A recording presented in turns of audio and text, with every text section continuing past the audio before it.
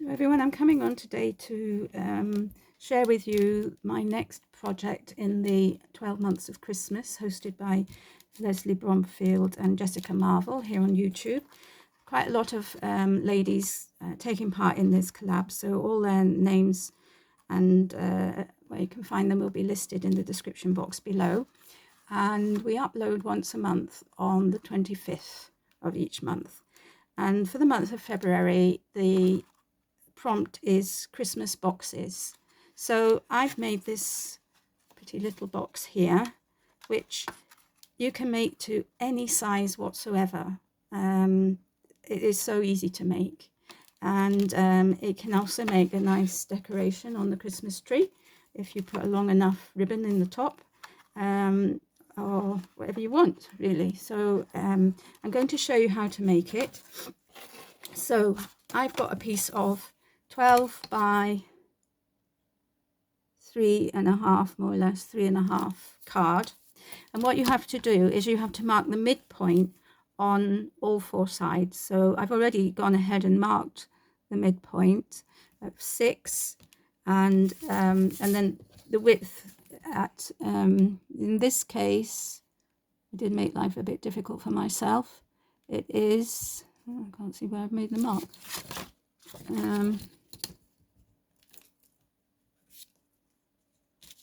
Okay, I've got it here. So it is 1.5, 1 and 1.5. This is 12. 1 and 10, 10, 12. So that's 5/8. 1 and 5/8. So I would suggest you have a piece of card that is easier to work out where the center point is. So all you do is you score, you line up your ruler from the midpoint on the narrow side to the midpoint on the long side. Okay, I mean, it's so simple really. And then you score it like that, and you do that to all four marks. So the midpoint on the long side to the midpoint on the short side. There. The midpoint on the long side. These don't have to be for Christmas, you know, just they can be for any time of the year really. They're very good for putting things like jewelry in, or a little bottle of perfume, or whatever you want really, some sweets. So the midpoint on there, the midpoint there. So there we are. So that's the, and then you need to score the middle, so right across the middle. So just join those two midpoints up on the long side. So there we are.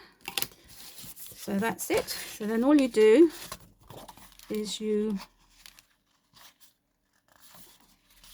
find the line, you burnish it along the lines. So, and if you've got double-sided paper, I think that's quite pretty, but it doesn't have to be double-sided, of course. So you just fold it along the line. Can't actually see my line. This is my problem. Here we go. There we are. So you fold and burnish it, and again from the midpoint up to the top. So if you can make these,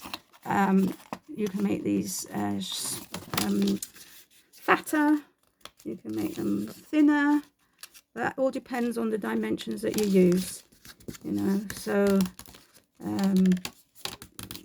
the wider the wider the shorter side is, obviously, the bigger the box. And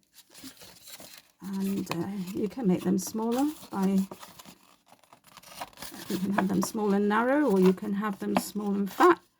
So say there is no measuring involved.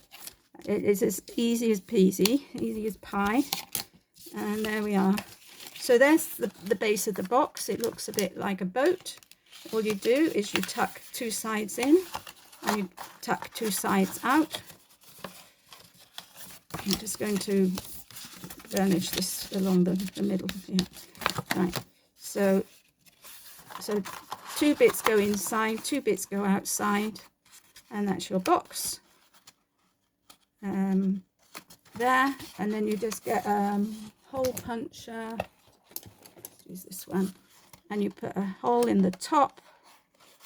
Oops, I have to remember when I tried this before, it wasn't sharp enough to go through all of them.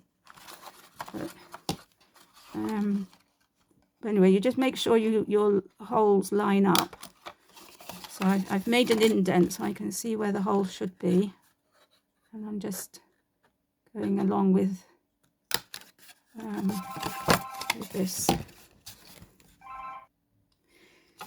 Okay, so I just had to answer the phone. So yeah, so I'm just popping these holes in where I can see the indents.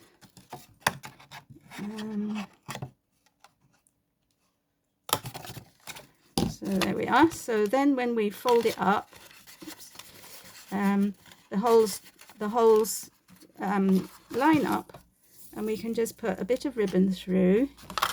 So I'm just going to thread the ribbon through.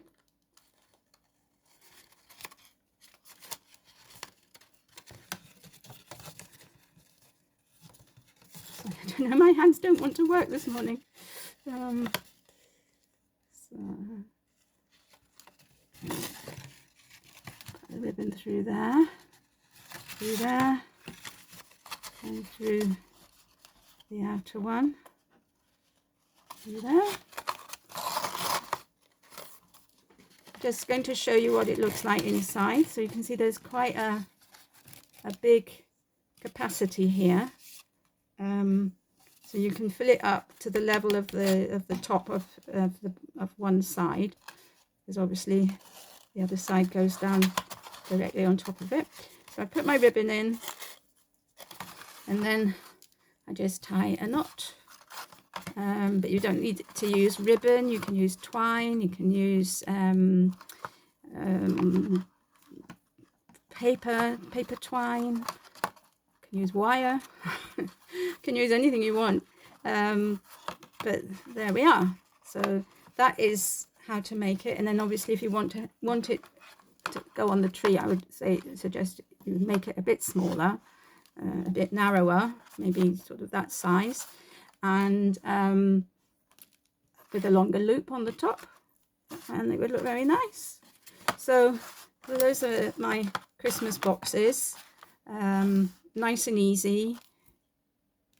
Really, it only takes about 5 minutes to make them, if you're not cack-handed like I am. So anyway, thank you all for watching. I hope you've enjoyed this video.